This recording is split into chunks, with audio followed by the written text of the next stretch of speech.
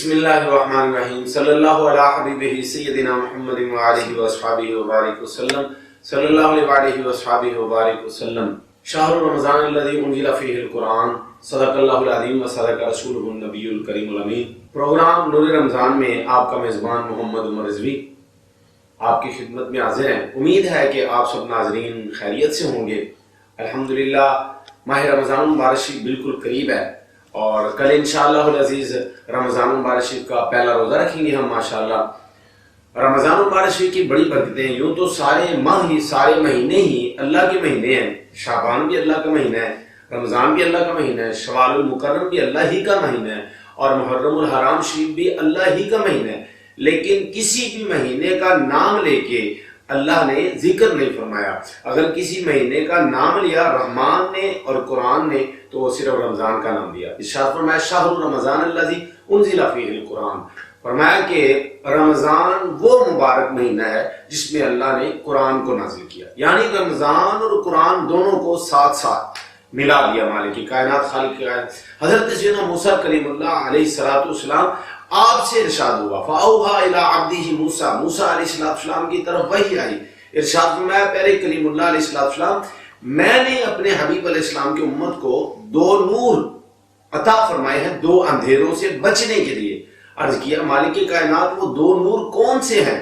تو ارشاد ہوا کہ ایک نور ماہ رمضان کا نور اور دوسرا نور قرآن حکیم کا نور۔ عرض کیا مولا کریم جن دو اندھیروں سے بچنا ہے یہ دو نور بچاتے ہیں وہ دو اندھیرے کون سے ہیں؟ تو ارشاد ہوا کہ ایک اندھیرا قبر کا اندھیرا اور دوسرا اندھیرا حشر کا اندھیرا۔ یہ قبر کا اندھیرا ناظرین محترم بھولیے گا مت، یہ وہی اندھیرا ہے جس اندھیرے کے متعلق رسول اکرم صلی اللہ علیہ وسلم نے ہمیں فکر آخرت کی ترغیب دلاتے ہوئے ارشاد فرمایا کہ اگر میں اپنی امت کو قبر کا اندھیرا، قبر کی وحشت، قبر کا خوف، قبر کا عذاب یہ بتلا دوں تو لوگ اپنے مردے دفن کرنا خوف کی وجہ سے چھوڑ دیں گے۔ اسی وجہ سے اسی اندھیرے کو دور کرنے کے لیے اللہ تعالیٰ جل مجدہ نے کلیم اللہ علیہ السلام سے ارشاد فرمایا کہ یہ دو نور ہیں، حشر کا اندھیرا دور کرنے کے لیے اور قبر کا اندھیرا دور کرنے کے لیے۔ ارشاد فرمایا کہ ایک قرآن کا نور اور دوسرا رمضان کا نور۔ احباب وقار آئیے رمضان مبارک کی برکتیں سمیٹتے ہیں۔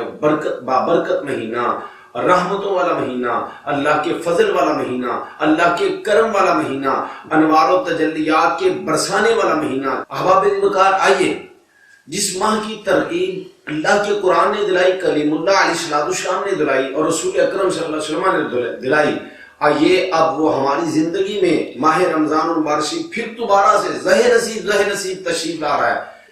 گرد و نواح میں نظر دوڑائیے تو بہت سارے چہرے ایسے آپ کو یاد آئیں گے، نظر آئیں گے، آنکھوں کے سامنے آئیں گے جو پچھلے رمضان میں تو تھے ہمارے ساتھ، پچھلے رمضان ہمارے ساتھ سحری اور افطاری میں شامل تھے، ہمارے ساتھ مسجد میں سفارات تھے، لیکن اس ماہ میں ہمیں بہت سارے چہرے دیکھنے کو نہیں ملیں گے۔